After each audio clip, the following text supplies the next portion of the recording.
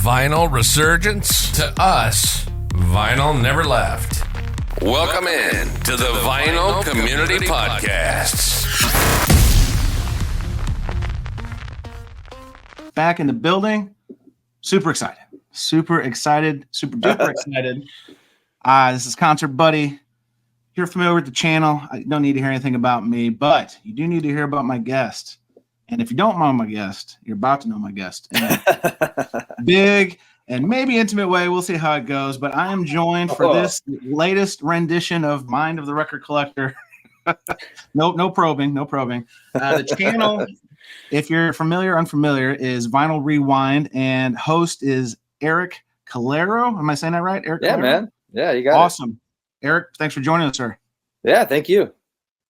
Cool. Well, obviously we have one thing in common outside of being dashingly good-looking guys is we do the YouTube thing. You do it far better than I do, and I've been watching you for years, so I'm like super geeked to talk to you and kind of hear about your journey and all that kind of stuff. But let's just kick into it with that journey.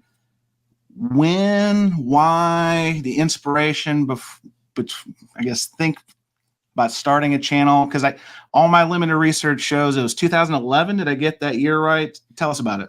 Yeah, that's when it went live, but the seed was planted in like 2010. At the time, I'd been in LA for about 2 years. I came right as the Writers Guild of America went on strike, and so the whole town was kind of shut down in terms of like, TV and theatrical, but I came down here for acting and stuff. So, I had been working up in San Francisco, and I was attached to a film, like a $5 million picture. And then, they went with somebody else like a week before shooting. So I was like, all right, I'm done being up here. I'm going to go down to LA.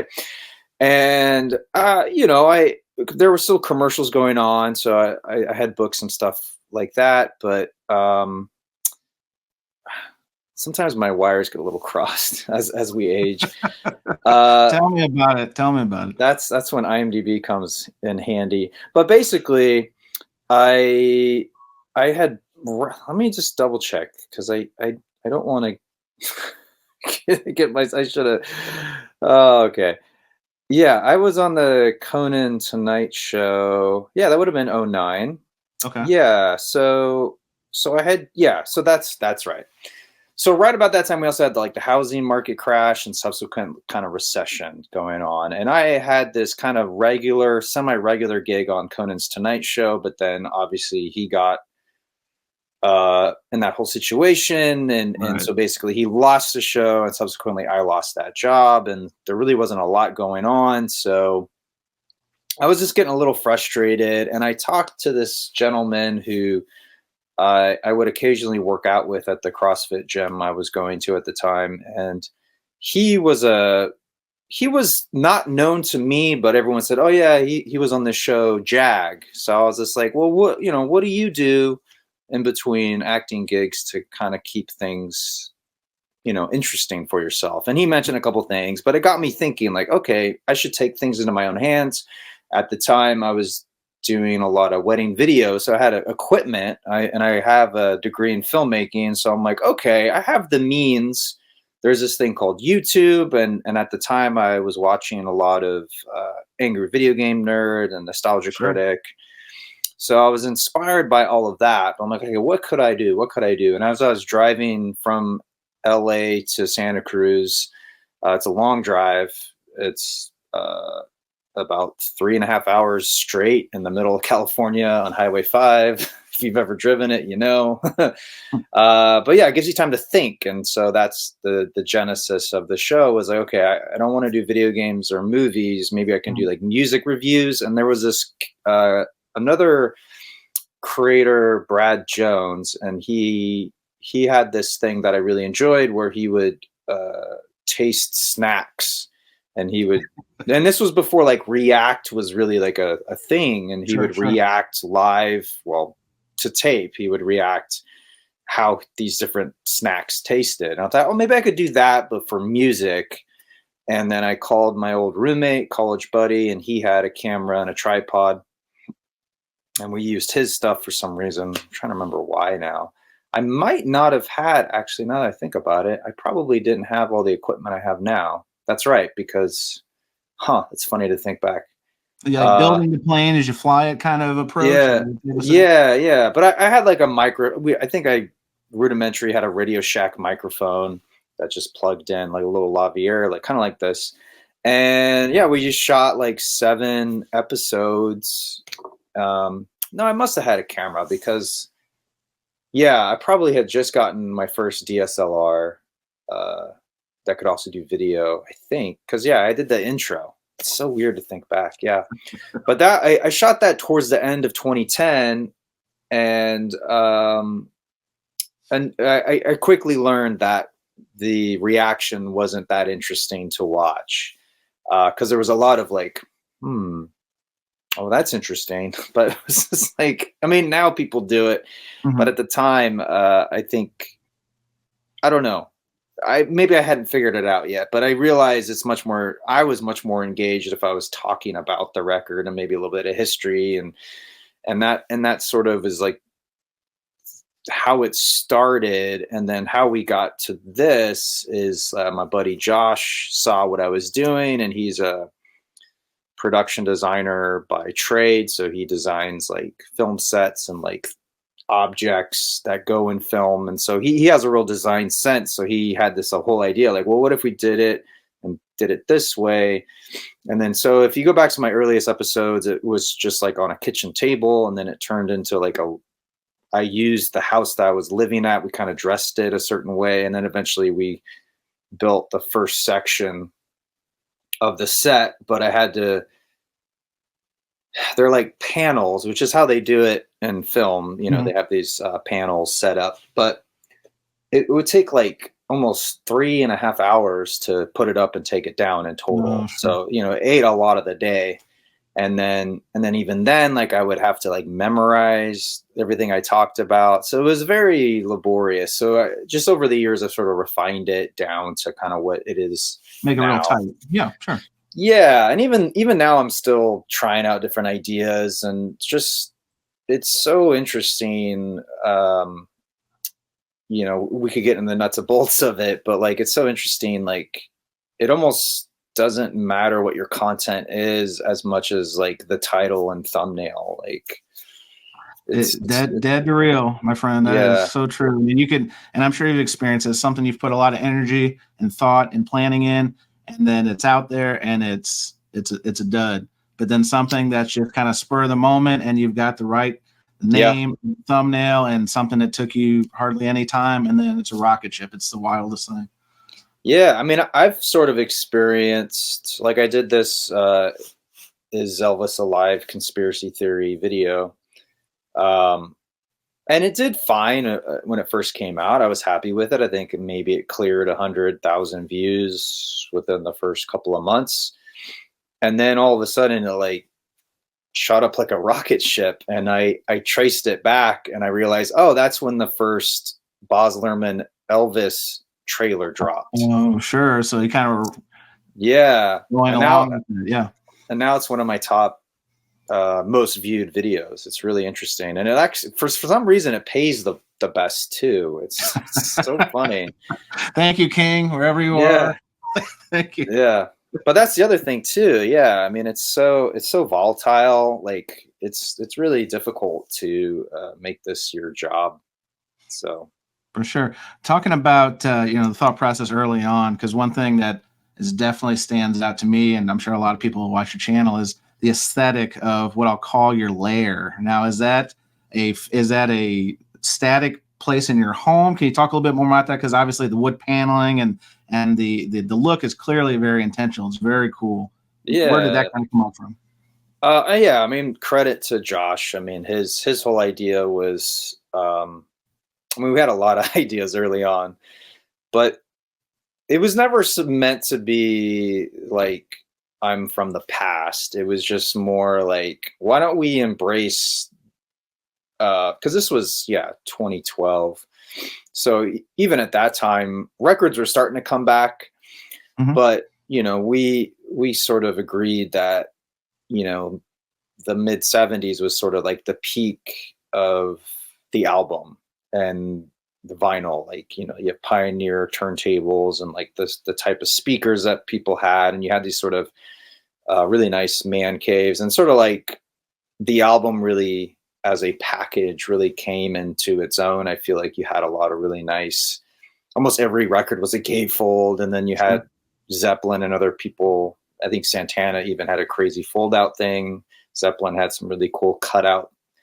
Alice Cooper just had ridiculousness with almost every, there was a period there with panties included. So like there was like that whole thing. So it was like, well, let's create that vibe. Let's create that mood for viewers and do something different than what's on YouTube in general. Sort of create a space where even if you don't have the sound on, you're like, what is this? Like, this is interesting. And initially there was a intention to have the, you know, quote unquote performance, the way I deliver the information in a tongue-in-cheek kind of manner. Almost our inspiration was like Guy Smiley from Sesame Street. Okay. Sort of like, you're not really sure if the guy, if he's like making fun of you or what. Okay. And I think it rubbed people the wrong way initially. And also, truth be told, I really didn't know as much as I know now when it comes to like history. I had a very narrow piece of music knowledge. Now it's much more expanded, but it's funny when I go back to some earlier stuff and it's like, what? But that's just the process, man. Like I sort of like became the vinyl geek just from this unquenchable thirst of knowledge and curiosity that I have. So, but it is kind of it's a whole, you know, now I'm sort of locked into this look. So sometimes it's like, oh man. And it was weird during COVID to have long hair, because I've always been curious to grow up my hair. And COVID kind of gave me that opportunity. And then like, well, how does the geek still live with this guy with a ponytail? And I made it work, and some people didn't actually know, but if I turned my head, you could see. I had a fat bun there. But it's weird, man. Like for me personally, I don't like myself with clean shaven face and long hair. It just, I don't know, it just didn't work for me. It was fine with like a beard. Preaching to the choir, my friend. Preaching to the choir. I get it. Yeah. So I don't know. It was good to cut all that off, but it does become like it's a thing. It almost becomes a ritual in itself, just like putting the record on the turntable and stuff. Yeah. Doing this show can be that. And sometimes, you know, I like to try to match my outfit to, not always, but I like to try to match my outfit to what I'm talking about, or at least draw some parallels. It just sort of helps me pick out what tie, to be honest, because I have a lot of ties. So fair enough. Yeah. When you were starting out, in terms of once you kind of centered on the lane of like talking about music, doing music reviews, vinyl reviews, and so forth. Yeah. Did you kind of crowdsource and kind of look out in the vinyl community, air quotes, about other people and other channels to see maybe there's best practices or ideas you could glean as you kind of formed your own kind of presentation? Yeah.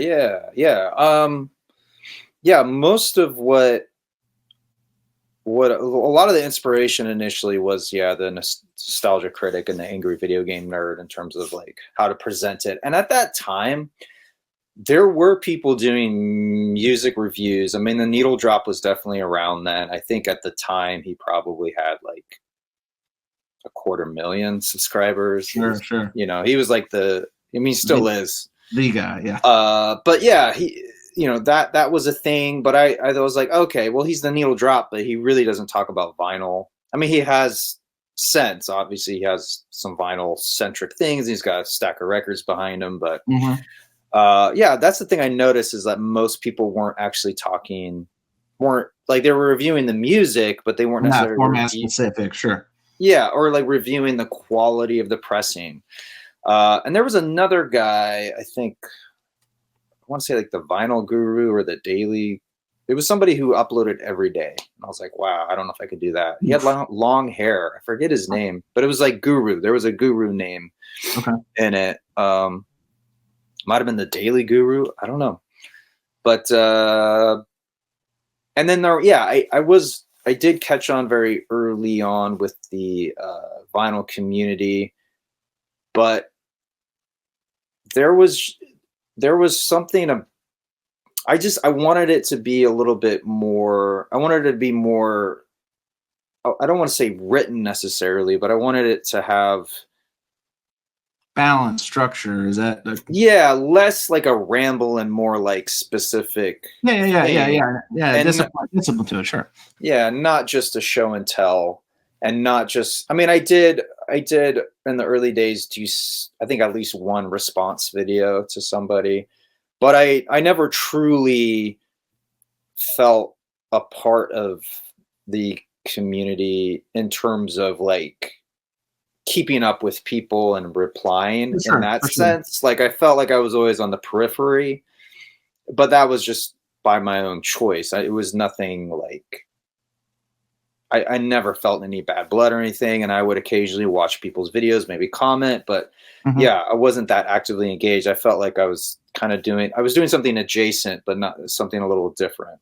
Yeah, that makes sense. 100%. Yeah, I think there's different. That's kind of, since I've been involved, I'm one of these guys who watched for a long time, and kind of again, like you said, the show and tell, it has value in certain respects, but then there was other things that kind of drew me into the actual viewer part of it, the viewer component. Yeah. And I always appreciate somebody who, because I always say this on the other shows, the vinyl community is a lot more than YouTube. It's a lot more than your local record store. Like it is expanse, but there's also different people participate in different ways. Just like you're kind of talking about is, there's, the people who comment on every video, the Melinda Murphys who put out the video, and God bless her. Yeah. Every single thing. I can't do that. Just like you said, the guy before, doing a video every single day. That's a bandwidth I don't have. But but I think it's, in whatever way we're showing passion or enthusiasm or, just appreciation for the format. I mean, make your own lane. That's the way I kind of look at it. Yeah, I mean, and early on, I really liked. There's a channel, Baraka P Dub. Paul, great guy. Yeah, he, I really enjoyed his knowledge, because I believe he's an engineer. He's a NASA man. He is a NASA. He's smarter than all of us to put together. Yeah. So I really like his expertise and just sort of his scientific approach, because he does do the vinyl community type videos, but then he'll do like, well, here's my 5 pressings of Led Zeppelin 2, and like here are my thoughts, and like I really like his approach to videos, which definitely inspired a lot of my videos. And then also, I don't know if he's necessarily considered part of it, but Pop Goes the 60s. I like a lot of what he's doing as well. But for me, part of what happens is I don't want to inadvertently like plagiarize somebody else, so I don't end up watching a lot of other YouTube channels in the same genre that I do, especially when it comes to like the needle drop. I also I don't want to be unintentionally influenced. Sometimes after I do my review, I might go watch what he has to say. But makes sense. Yeah, I guess I'm just Also, I'm a bit of a gamer too, so I try to. Wait, you're not all about records? This is over.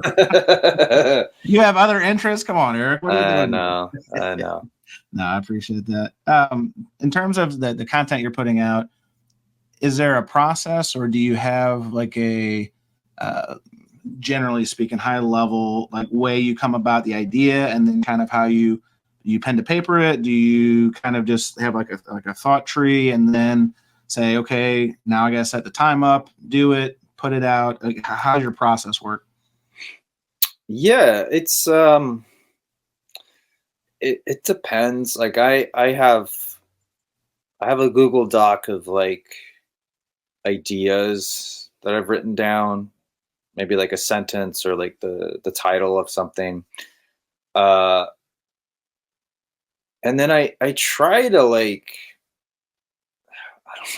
I can be very random, but once I like zero in on something, I'm like, oh, I have to write about this. Like I just learned about these Kiss themed coffins or caskets, and I was like, okay, I have to look into this.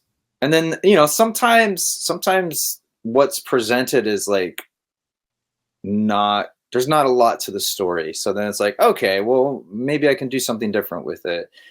But generally speaking, when it comes to the more like documentary style videos, like of how something came to be or like a history of something, it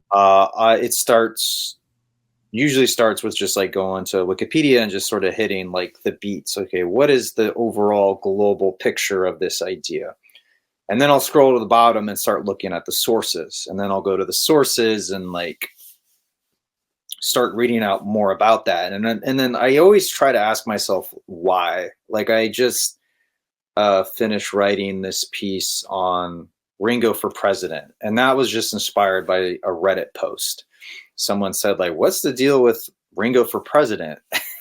Like kids in 1964 were actively picketing with signs, and they went to the Republican National Convention in San Francisco and were picketing and like chanting in the streets in New York. Like it was a whole thing. And there was even a song made about it, which I have right here. Look at that. Showing records on a record talk. Yes. Yeah. My man. And you know, who co-wrote this is Mort Garson, who did the Plantasia album. No kidding. Okay. And then these two guys also wrote Our Day Will Come by Ruby and the Romantics. So it's just like bizarre when you go down these rabbit holes of information. And it's like, okay, but why did these kids pick Ringo? And that was like a late addition. Because I'm like, of all the Beatles, why did they pick him? And, you know, it's not an easy question. It's not like I can just like say, oh, let me give him a call and find out. Right. You know? So it's he was just an amoeba the other day, so you didn't try to set up a one-on-one. Yeah, I could probably get to him through Colin Hay, or at least get Colin to ask him. But even I don't even think he knew, you know. And like, anyway, long story short, like I try to find as much information as I can, and I often like to go to like publications of the day. If I can, there's some really good resources out there, like especially of old Billboard magazines. Those are really interesting to kind of thumb through, PDF versions. But yeah, usually because of what I write will eventually be spoken, I often will voice to text write. Because I find like, because there's recently realized not everyone has a voice in their head, which is interesting. Okay. But you know, like it's weird, but it's true. But basically, if you write silently and just sort of type what you're thinking, that's your head voice. And there's like certain things you can do in something that's being read, like you can say the former or the latter. But you can't really do that in speech, nor would you. That's kind of an odd thing because you can't go back and be like, wait, what was the former? Which one was the latter? Like, I don't remember. So that helps in the writing process. It also is just, it gets the ideas out quicker, but some voice to text messes up. And so I read back through, I'm like, what was that? But that's especially helpful when I do an album review. Like I'm working on Marvin Gaye's What's Going On, and I'm just having the song play and I'm just throwing out how I think about certain things. It's just easier to just speak that. Also, I find like when I'm explaining to my friends what I'm working on, sometimes I'll explain it more succinctly and simply just by talking it out loud, and I can get convoluted and long-winded when I try to write things out. It's always a battle for me. I find I can try to be too detailed, and I'm trying to always simplify things. And also I try to keep in mind that not everyone watching is from, the US. And so I try to avoid like colloquialisms, and I try to be more, not necessarily, not that I'm like a super highfalutin type person, but I try to not use like very complicated words, or I try to not use like random analogies. I try to keep it more universal and basic. And I also try to keep it sort of timeless in a sense. If that makes sense. Cause I know like there's just certain ways of speaking, because I know like someone might be watching this video in 2024, they might be watching it 5 years from now. So to say something came out 50 years ago, it doesn't quite, The math don't work, right? Yes. But if you say, you can say decades ago or something like that. Yeah. Well, yeah. Usually what I'll do is I say like, 2024 marks the 50th anniversary. So that's easy to like do the math if you're watching it 6 years from now. Like, oh, okay, so it's about 56. Okay, cool. Yeah, just things like that is sort of how my process works. And ultimately, I'm just trying to tell a story. I'm not trying to like bait and switch or clickbait, but you kind of have to like tease the audience. You kind of have to. You got to massage the story for sure. Yeah, you got to pique people's interest to get them to click. It's a balance, and that's always a struggle. And then it's like, ultimately, you can't please everybody. And, I think at the end of the day, you have to just kind of do what you're most proud of or what you think is the best, and just move on to the next video. That was one of the hardest things for me to learn in this whole process is, because exactly what you're talking about, trying to do the best that I can do. Yeah. Other people do it better, and good for them. But when you get some of that kind of the periphery noise or in the comments, and it is a little strange because, if you get something wrong, so be it, great, correct me, etc. But some people just live just to push buttons. And I'm sure you probably had to learn that as you were kind of standing up your process and your channel, just because it's like, okay, well, on to the next. Yeah. How did you kind of put up blinders or put up shields where you just continue to move forward on that stuff?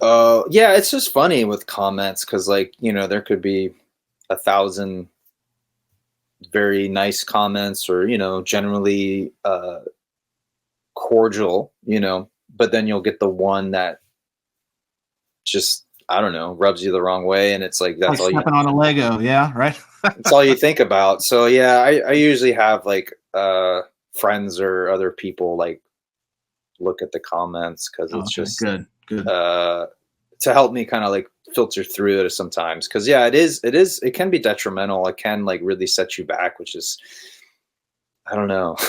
It's such a funny thing. But so definitely early on the comments certainly helped, I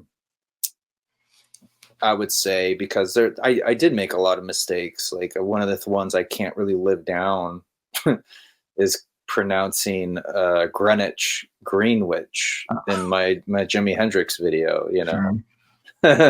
How dare you, Eric?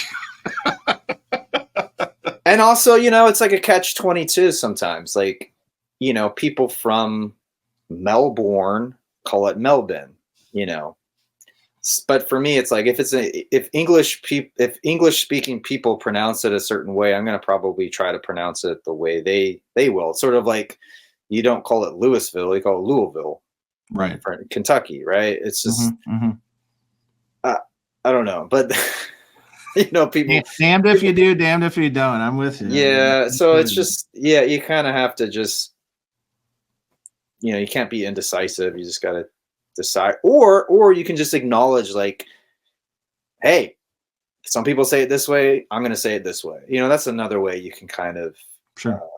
Because to be especially like I realize this researching a lot of Pink Floyd stuff is like all four. Well, I'm not really counting Sid, but all four of the guys, they all have their own accounts. And so it's hard to say which one is definitive, right? Because they're all true, but they all conflict. So it's, instead of like picking a side, you just try to acknowledge that. Like, this is what, David said, this is what Richard said. So, somewhere the truth lies, but somewhere in the center. Yeah, right. So well, let's talk about the vinyl piece of this, and specifically, yeah. Your vinyl. I don't want to say obsession, but like you have to have a strong passion for the format to have this as a strong component of your channel. Where did that start for you? Like in terms of amassing a music collection or a record collection? Like walk us through that. Yeah, I mean, it's records have always. I mean, as long as I can remember, records were in my life. Like I had 2 older brothers and my mom and dad. They all had it. We all had records in the house, and it was all kind of in one area in this cabinet that was low enough that little 3-year-old Eric could like look at the covers. Sure.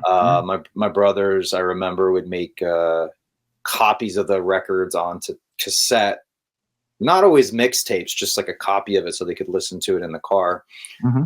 And sometimes I remember my big brother would pick me up, and then he'd let me do some of the stuff like the dusting, or I don't know if I ever got to put the needle down. I might have, or at least did the thing. So it just felt like magic. So it was always been part of my life. But, I came about when I was a preteen. I was collecting mostly Weird Al stuff. And so that was primarily cassettes, like say, I got a cassette of Dare to Be Stupid, and then I'd make a copy for my friend, and he'd give me in 3D on cassette as a dub. And eventually, I remember like a couple of my friends went and saw Weird Al a couple years before I did, and then he had an in 3D LP autographed by Weird Al. I was like, oh, I want one of those. So I went and bought Even Worse and got it autographed in '94 at the Catalyst in Santa Cruz. He was backstage. And at the time, it was interesting because Weird Al would do 2 shows. He would do an all ages show, and then he would do like a 21 and up show, just because some of the venues, really relied on the alcohol sales. And yeah, but Weird Al knew a large part of his audience were kids. So some of these venues, that's what he would do. So we caught the early show, and in between, he was signing autographs in this like parking lot area, but it was caged in. So like his bus was there, but then like that was sort of backstage, and you could hang out there and maybe see him.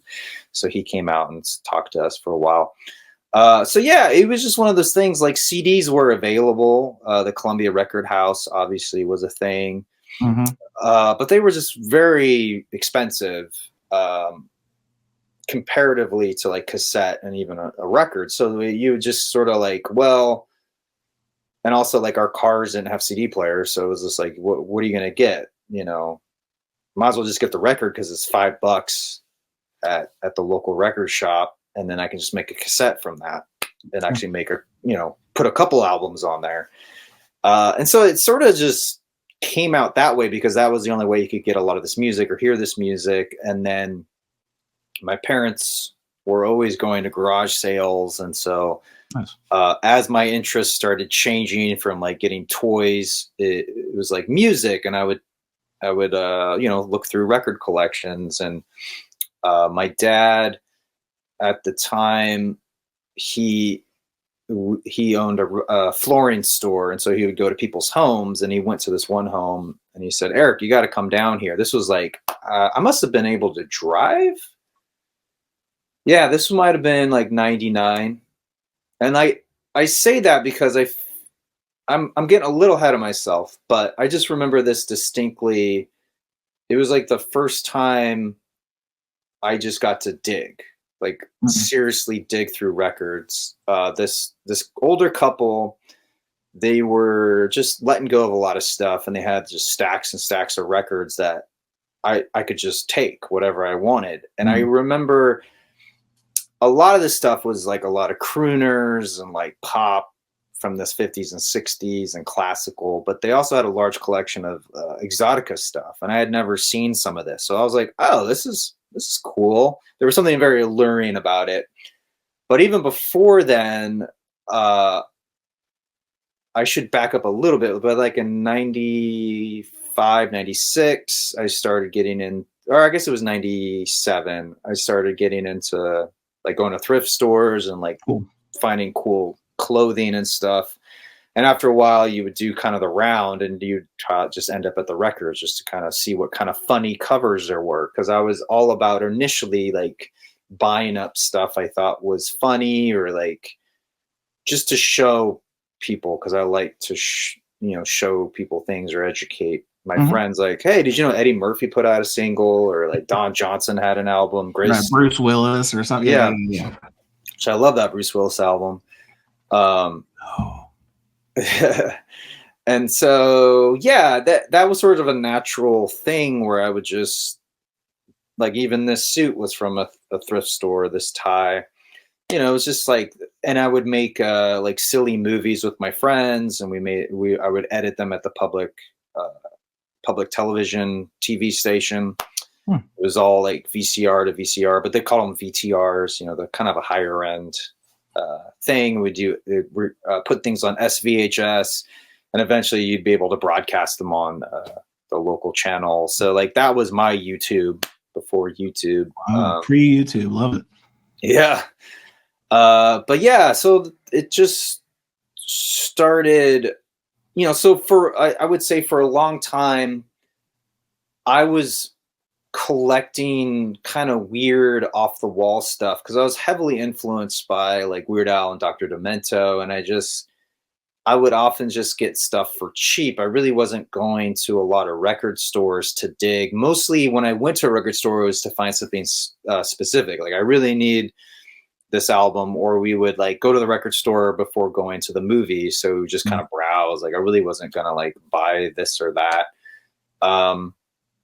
And so like I wasn't, looking back now, I kind of wish I expanded a little bit more, but I was really just into like comedy stuff, weird album covers, and like classic rock. I really wasn't thinking of, maybe I should get some of this early 90s stuff that is available on vinyl. Because at that time, it would have been way cheaper than it is now. But I wasn't really thinking like a collector. I was just like collecting what was interesting to me. But then when YouTube did come into the picture, suddenly I felt like a lot of this stuff I had really wasn't, I could just share someone the video of it. I didn't really need to own it. And around that time, this would have been, like 06, 07, I was deciding like I think I'm going to move to LA. And so I wanted to lighten my burden. I didn't want to have so much stuff in storage. So I cut my vinyl collection in half. But I did really miss it. But honestly, I didn't really. The only thing I remember selling that I kind of wish I had was a Talking Heads album, the clear one. I think it was Speaking in Tongues or something. Yeah, Speaking in Tongues with the rounded. Yeah, it's like it wasn't in great shape, but I got it from a garage sale. But I did keep like my Dramarama, which I got at a garage sale. The Cinema Verte. It's got the Anything song on there. It's a great album. That and the follow-up album are really great. But yeah, I just never, unfortunately, it never really occurred to me to kind of go after the more collectible stuff. Like I was kind of stuck in like 50s and, I had some Elvis stuff. I had some Buddy Holly, but, like I felt like the Gene Vincent album was really too price prohibitive for me. I never spent a lot of money on my albums. I generally would just find them at garage sales or thrift stores, and occasionally I would pick one up at the local record shop, but it was not very often. So yeah, and it just, as the channel started growing, then I started to expand more as a collector and as a music listener. And I always collected Beatles stuff, but then I was really interesting to check out like all the different versions of Beatles albums, even in the US. And then I was like, wait a minute, there's ones that are different in the UK, and that like threw me for a loop. And so then I started getting really interested in like the regional differences. the types of pressings, and just stuff started snowballing after that. And there was a point in time where I was like going like 3 times a week at different thrift stores, and just like, and I got some good stuff. But I think in the end, what I realized was like, I was sort of compensating, as opposed to doing like the hard work and like researching and creating interesting videos. I thought by going to these thrift stores and buying a bunch of records to then talk about on my channel, I thought that was like moving the channel forward, but it really wasn't. and in the end, a lot of those records, when I did like another culling of my collection recently, a lot of those records weren't in great condition, unfortunately. Like I should have been more picky, or maybe I've just grown more picky over the years. Like I don't mind pops and crackles, but when it's like a deep scratch, it's just hard to want to keep that record. And like, you know, there are a few that I still got very lucky, like a Alice Coltrane album that I got for a couple bucks. You know, you can still find some good stuff. Like I'm still surprised I got that Nick Drake Pink Moon original pressing at a thrift store for a couple of dollars. That's in decent shape. But now I'm not nearly as active when it comes to that stuff.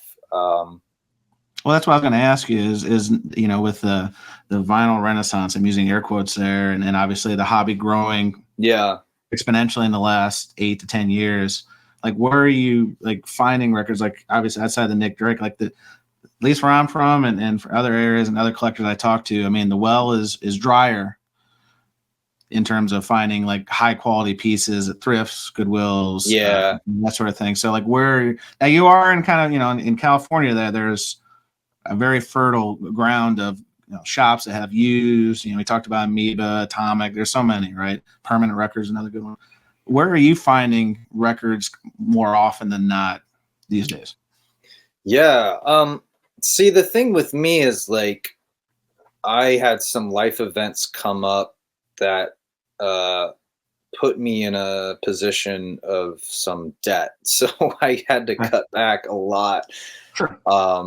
You know, like nothing awful or anything, but you know, moving through a divorce, it can be uncomfortable, and like it's you go from a dual income household to a single income, and then combine that with like these industry strikes, and then the way that the post-COVID boom of YouTube advertising really fell off. So I was just like, ugh, you know, so I found myself kind of like, well, I can't buy as much. So that definitely affected, but also I would say as I get older, the need for me to like have it on vinyl sort of diminishes.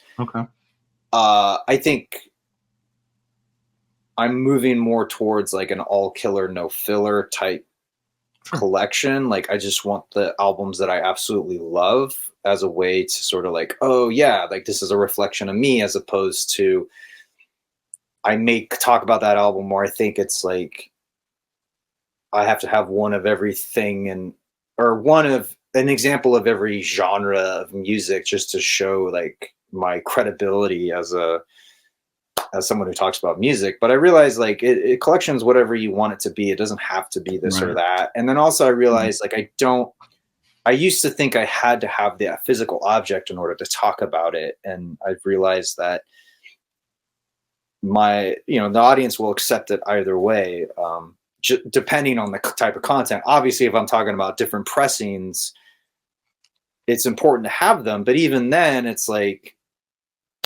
I have done a buyer's guide based on like what other people have said on like Steve Hoffman or Discogs. So it's not necessarily, it's just how you approach it. Like I could talk about all these really interesting pressings that are out there. I don't have to have all of them. So like all of that stuff sort of influences me today when it comes to going out there and shopping for vinyl. My favorite place right now is a store called Record Safari. Yeah, Alex Rodriguez's spot. Yep. Yeah. Great space, you know, really, you know, well priced, good selection. And the store is like not too big, not too small. And there's always something interesting there. Like you can just browse the new arrivals and find something you want to take home. And that's often what I'll do. And it's like, so, you know, I'm still going through my collection. So every once in a while I'll bring in a you know, a small stack of records to trade in. And, I will often walk away with cash and maybe a record. Like I recently found 4 Minute Mile by the Get Up Kids. And I love that album as a teenager. So it was like important for me to have it on vinyl. Sure. And sometimes I come across duplicates. And then recently I was at this thrift store, St. Vincent de Paul. It's like one of the largest in LA. And I didn't even want to look through the vinyl, but I was like, I'll check it out.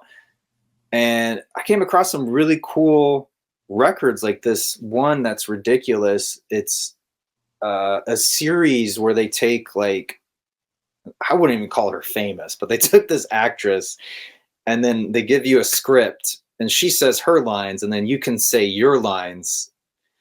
And so there's enough space in between and they have like sound effects and a narrator. Sure. It's really funny. Like that was a fun purchase. And then I found this like couple disco albums, like a funk disco funk album. Just so random. Like I guess it's one of those things when you stop like hunting all the time, sometimes things will just jump out at you. But mostly it's just that one record store, Record Safari. I did go to Permanent Records recently, but only to see a band. I went to the Roadhouse. Yeah, great venue. Yeah,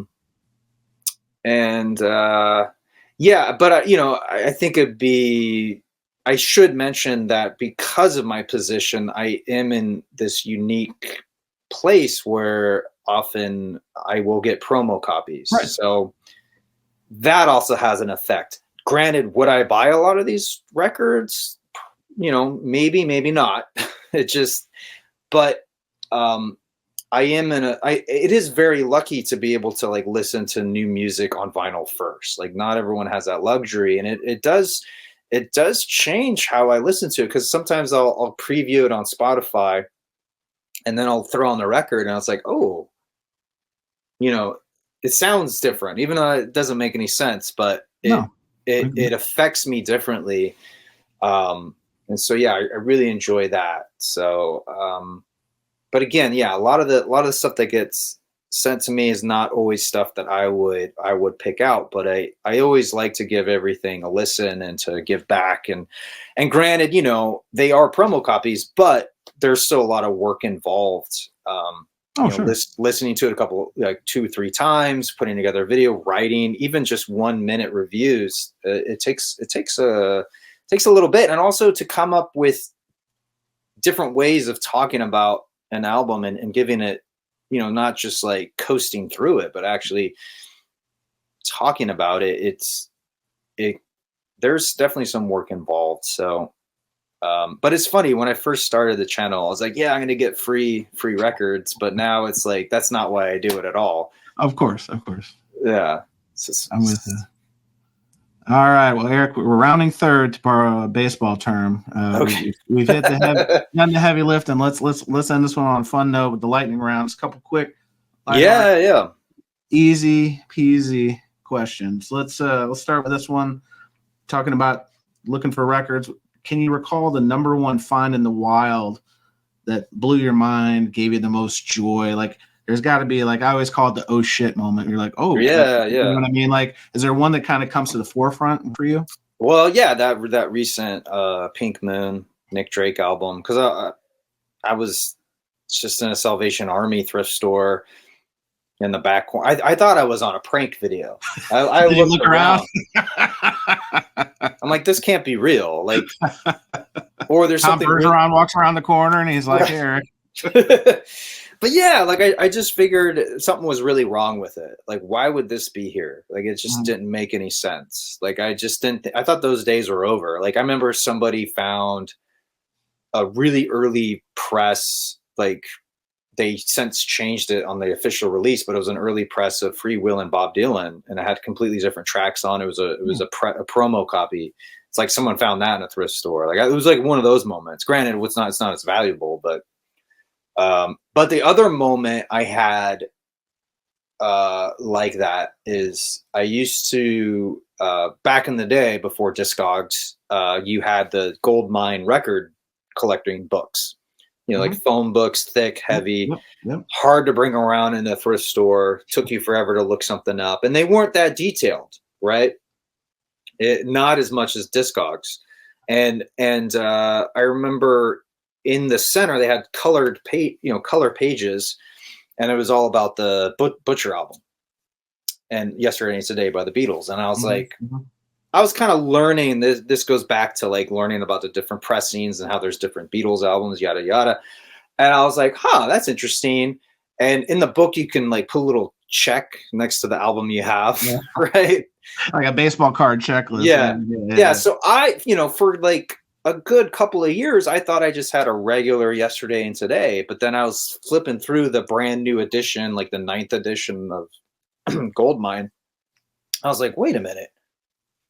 Ringo's Turtleneck.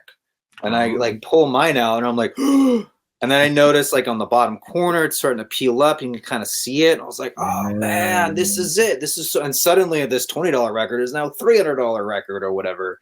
But that made me like pay attention way more to like different pressings and like that whole collecting aspect, which, I wasn't even aware of. Like, obviously as a kid, I'd collect different movie cards. My brothers had baseball cards, but like, I didn't really think of LPs in the same vein, but suddenly I was like, oh, wow. So crazy. So that, an original pressing versus a reissue and this and that, like suddenly just my mind went obviously down this analog rabbit hole, basically. Yeah. Well, you bring up Discogs. Kind of the next one I had for you is obviously I always call it the best worst thing that's happened to the hobby, because obviously information being at your fingertips is invaluable, but then also the pricing kind of gets out of whack and so forth. So present day, any idea how big your Discogs want list is, or do you even use that feature? Oh, I do it. Yeah, I do use it. I don't know how big it is, honestly. I do add things to, let's see, want list. Let's see if it'll tell me. I'm using the app. I know it's play by play, really exciting here. He's using the app. Yeah. He's scrolling. It doesn't even tell. It doesn't seem to tell. Yeah, I don't think it does it through the app. The only place I see the number is generally on like a desktop or something like that. But ballparking, do you think you're in the? Oh, here we go. Yeah, you're in the minis. But the problem is, like, I will often put multiple. Because it's like, I don't really care if it's a UK pressing or it's like whatever works. Like I'll pick it out. And sometimes I'm like, why did I pick this? Like this must have been a cool record. I don't know, but there must have been a reason I picked this out. Cool Heat. Okay. Yeah. Ethel Azama, 1960. I don't know.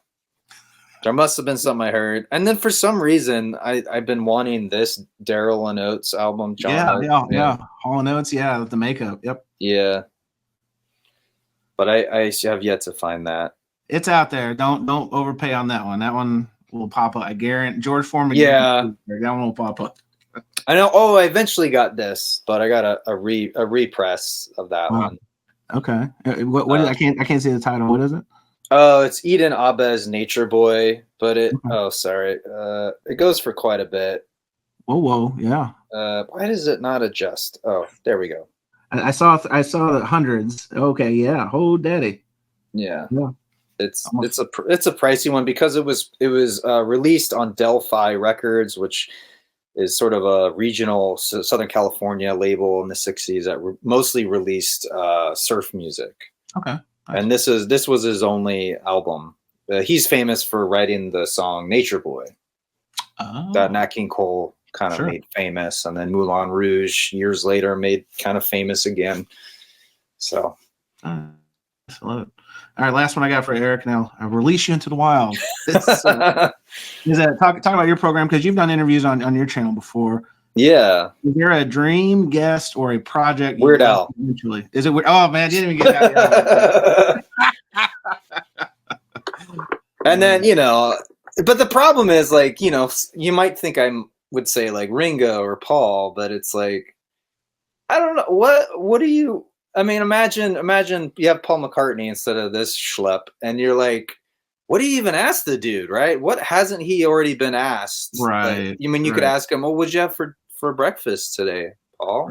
Right. You know, do you prefer bullet trains or planes? You know, it's like, what, I don't know. Like, and like, people even say there's fans that list his different stories, and there's like, today on the Tonight Show he told this, he told story 22A, you know, and it's just like, he has these like stock things, and it's funny. Apparently there's a hand gesture or something that he does that's kind of his way of saying F you, but without actually saying, I forget what it is, but yeah. So I don't even go there, you know, at this point. But hey, if Paul wants to hang out, we'll hang out. Hey, Paul McCartney, a big friend of the show, no doubt about it. Sir Paul, let's make it happen. But if not, Weird Al, who also friend of the show, folks, let's make it happen. Good stuff. Well, let's wind it down now. Again, had a lot of fun, and really looking forward. Thank you. I apprate answering the call. I send out these random emails, and people probably see them and are like, "Who's this jabroni?" But I got one. No, Eric Callero. The channel is Vinyl Rewind. Look in the show notes. I'll have all the information about it. It's a great channel, and you know, some things I've really enjoyed. I didn't really talk about this. Is like, you talk about the history of the album. Like, I remember you did the one on Pink Floyd, The Wall. I learned so much because, like you said, you put so much thought and intentional focus into telling these stories that there are things that I thought I know a lot about it, and you unearth a lot of things. So highly recommend checking out the channel. Also, I believe a Vinyl Storage Solution fan. Is that your outer sleeve by choice? Oh yeah. I love his products. Yeah. Friend of the show, Vinyl Storage Solutions. Yeah. So we have that in common as well. But anyway, Eric Callero, Vinyl Rewind. Thanks for joining us, sir. Thank you. All right. Take care. See ya. And that was another trip around the turntable. Thanks for listening to Vinyl Community Podcasts.